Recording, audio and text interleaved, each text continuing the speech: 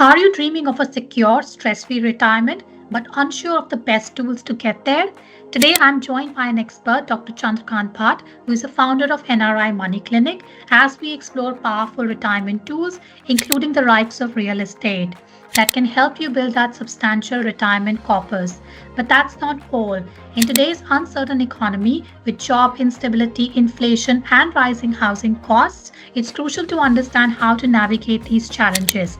Let's hear from the expert on how to leverage these strategies and bring your retirement dreams to life, no matter what the future holds. What instruments can people leverage, right, to start building the retirement corpus? And the reason why I'm also asking Mr. Chandrakant is because if I, let's say, look at my parents, at that time, the jobs, for example, were very predictable in nature. Today, things have changed. There is extreme economic volatility, unstable nature of jobs, rising house prices, even property prices, inflation, cost of living. So, amidst all these challenges, what kind of instruments would you recommend to people to start building a solid retirement corpus?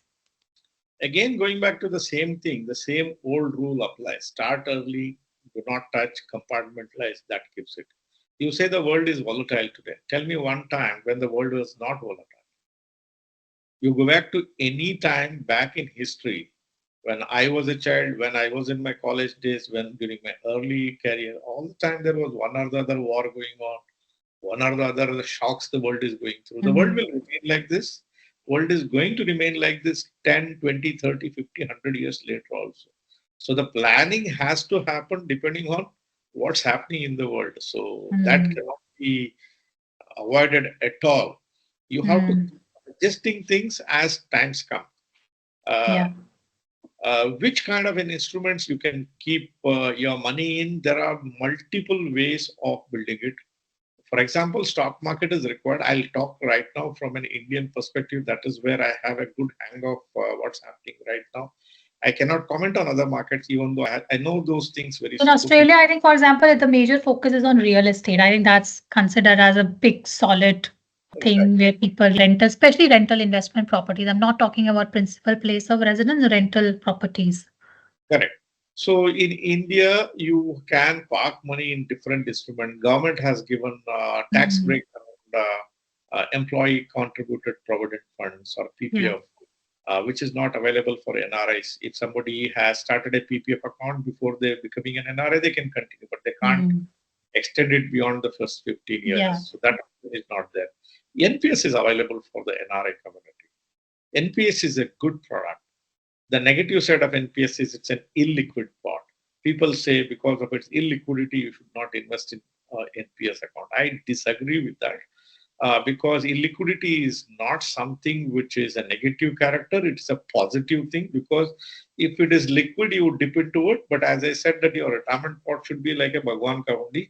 NPS is your Bhagwan Kandi. You can use it.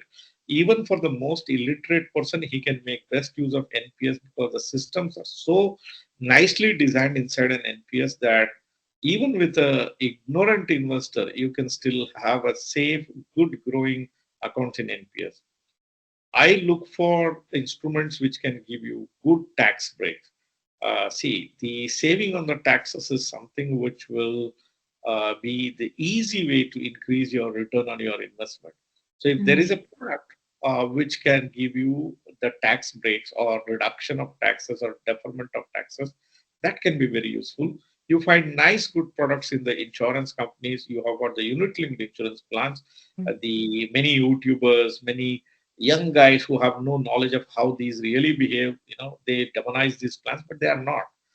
Government has given tax-free status for the unit-linked insurance plan up to a contribution of 2.5 lakh per year per person if as a husband and wife.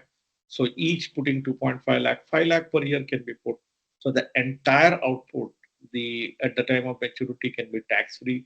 For those people who are in 45, 50 years, they can make best use of guaranteed return insurance plan, which will behave like an annuity, but you don't need to pay any taxes on it, and you have zero reinvestment risk in it. However, government has capped it at about 5 lakh rupees per person per year. So if it is a husband and wife combination, up to 10 lakh rupees can go in those accounts. You can make best use of mutual fund. You can make best use of ETFs. You can make best use of index funds. Wherever is your heart is, wherever is your mind, you can make best use of all these kind of instruments which are derived from the stock market.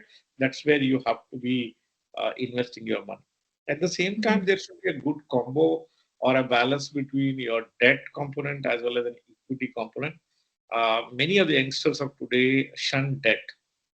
Debt is equally good. Debt is the savior. Debt is real, and it gives you the real forward movement. The gains you make from the stock market is like a mirage. Today it is there. Tomorrow will it there? Tomorrow will it dip? How long will it dip? Will it recover it or not? Nobody can exactly predict around that. So you need a combination of the two. So you take the example of Japanese market. Way back in 87 when it peaked out, it was around 40, 44,000. And in the last 40 years, it has still not regained the past peak. So handle equity. Equity is nice, good, but handle it with care. Don't put entire 100% of your money into the equity thinking that it will perform all the time. It need not. Absolutely. No, diversification is the key, right? I think across, I mean, that's the best way to de-risk yourself. And I think when I say diversification, like my definition is across different risk brackets, but also across different instruments. Like, for example, like I was saying previously in Australia, real estate is very, very hot market. And I'm assuming the same is in India also, right? Because when you are retired, I think the rental income can be like a good chunk that you can predictable, reliable income. It is very true. We design retirement solutions with the rentals, keeping in mind what happens. The best part of real estate is it is inflation proof.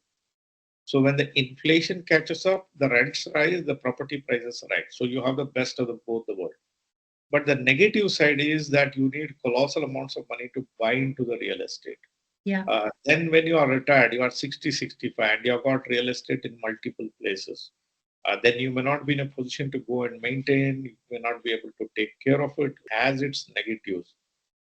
Then for NRIs, let's say that you've got a real estate in India, the safety of the plots of land, maintenance, somebody coming and encroaching. Of course, things have improved, but still, it's just not only India. I know of cases of where people said, even in US, people have just barged into the house, go and live there. I know of cases in some parts of Canada where they say people will come and become a tenant, then they do pay, and then the owners can't just drive them away that easily.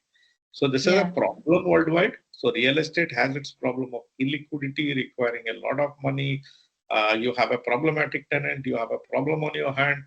You need money to maintain, pay taxes. All these are an issue with real estate. But the good side is it is inflation proof.